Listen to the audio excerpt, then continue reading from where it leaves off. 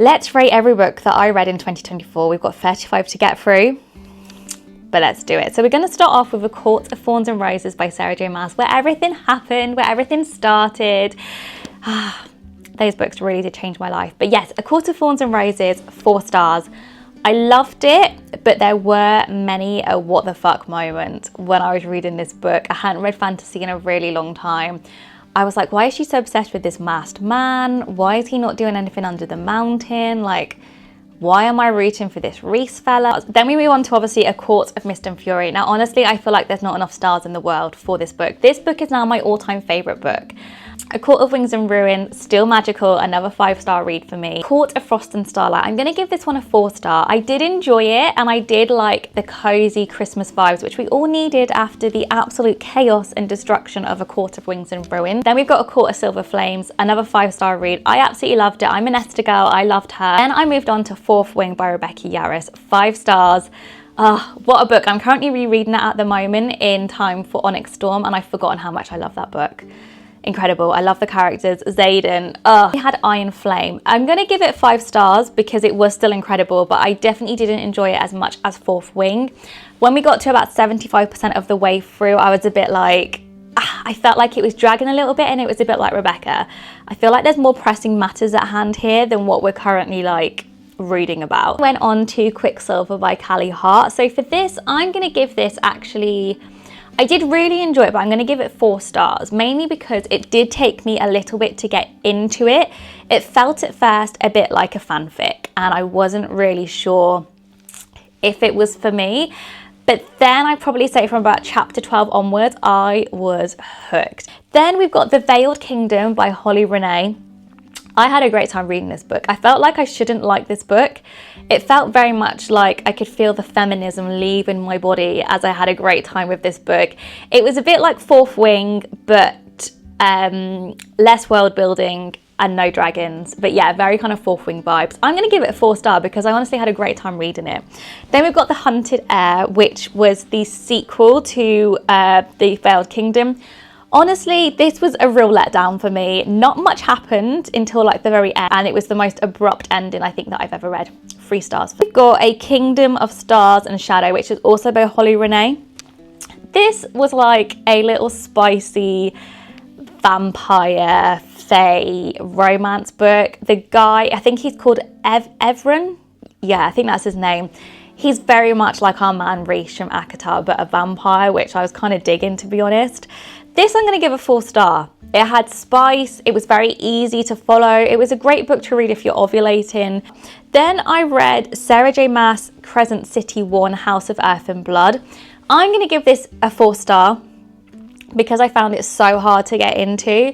The world building in this, like honestly, it was like, Sarah, take a break, take a breath.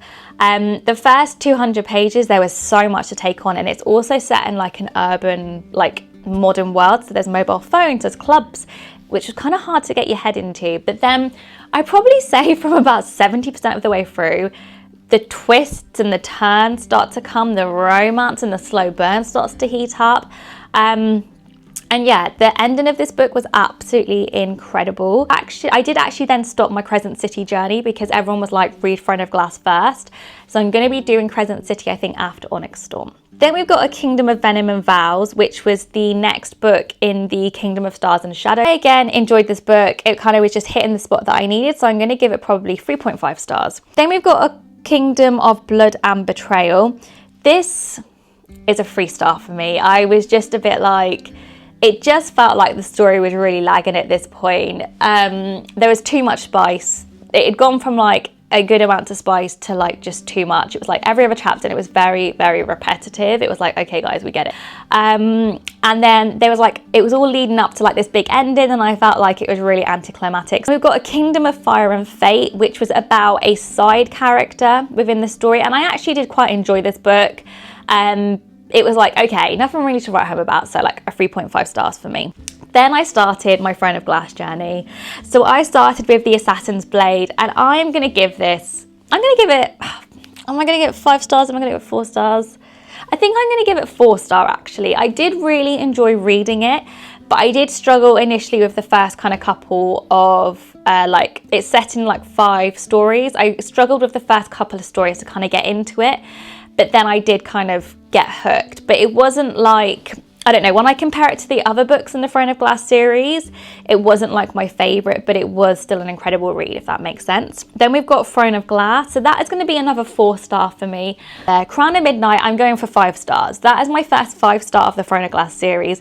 This is where the story really ramps up, and there are so many twists and turns, and I've never actually really gone, oh my god, like audibly whilst reading a book, but I did at the end of this book. I literally had to like shut the book, think about what had just happened, and then go back into it. Like, honestly, blew my mind. For Heir of Fire, which I'm going to give 4-star. I didn't love this book, which I know is controversial. There was almost too much going on. There was new characters introduced. The point of view kept flipping. And I felt like I wanted to be with a certain character to see what she was up to. And I was a bit like, I don't really care about these other characters. Then you've got Queen of Shadows. This is a 5-star. This is potentially my favourite book of this series. I loved this book. It was incredible. Then we've got Empire of Storms and Tower of Dawn. Now, I read these as a tandem read, and I had a bloody great time reading them as a tandem read. It's a 5-star for me. Kingdom of Ash, which is the final Throne of Glass book. Again, a 5-star read. Absolutely incredible. No notes, but I have thought about that book and I have thought about this series every single day since finishing. So then we move on to Phantasma by Kaylee Smith. I had a great time reading this book. I'm going to give it a 5-star. I read it over Halloween weekend and it was just great. It was exactly what I needed. I think I was ovulating at the time. Nokotadia by Kerry Lake. Honestly, this is a 3-star for me. I'd heard so many like good things about it, but it just wasn't for me. Just didn't hit the spot. I liked the dark kind of gothic academia vibes of it, but that was literally about it. There was quite a few moments that I was like, what the fuck is happening? The whole worm disease, which is like one of the main points of the story, was just gross. And I'm not gonna lie, Professor Bramwell gave me the creeps. Sorry, not sorry. Then we've got The Serpent of the Wings and Night by Carissa Broadbent. 5-star, incredible. Vampires, absolutely digging it, which is no surprise because I bloody loved Twilight back in the day. Ashes and the Star-Cursed King by Carissa Broadbent, which is the second book. This is a 4-star for me. I didn't enjoy it as much as The Serpent. I felt like the first 50% of it was quite political. Not a lot happened. I was desperate for kind of 2 characters who reunite. But I do feel like the love story and the development of that love story was better in the second book. We have Metal Slinger by Rachel Snyder, and I'm going to give it a 5-star, you know, because I loved this book. I went into it blind, but it is the perfect fantasy romance book. It has got every single romantasy trope that we know and love. From there's only one bed, there's only one horse, fated mates, forced proximity, enemies to lovers. It's all there. It was brilliant. I had a great time. Then I moved on to the Gods and Monsters series. So we've got the Book of Azrael. I'm going to give this a 4-star. Found it really hard to get into. I almost gave up with it, you know, but I was jet lagged, so I persevered. Then it was The Throne of Broken Gods. And again, I feel like the first 300 pages of that book could have been taken down to 150 pages. But then once we got past those 300 pages, it was great. Again, the slow burn, the relationship between the two characters was great. So that's going to be another 4-star. Then we've got The Dawn of the Cursed Queen. Honestly, this dragged. I felt not much happened. There was too much repetitive spice. Yeah, I kind of was just waiting for something to happen. I just was kind of racing to get through it so I could read something else. So that for me is a 3-star. Then we've got Light Lark by Alex Aster. Is that Aster or Aster? I'm going to give this 4 stars. I really enjoyed this. If you enjoyed the Hunger Games, I feel like you would like this. It's aimed at a young adult audience, so it's a bit younger, it's a bit tamer.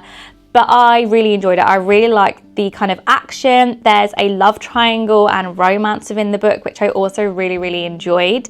The second book, Nightbane, that's going to be a 4-star. I really enjoyed that book as well. And I really liked it because we had spent a lot more time with one particular fella from the love triangle who I'm rooting for. Then we've got Skyshade, which is the 3rd book. Now this to me, did I say 4 stars for Nightbane? Skyshade, I'm going to give it 3.5 stars. I did enjoy it initially, but then I feel like we lost the plot.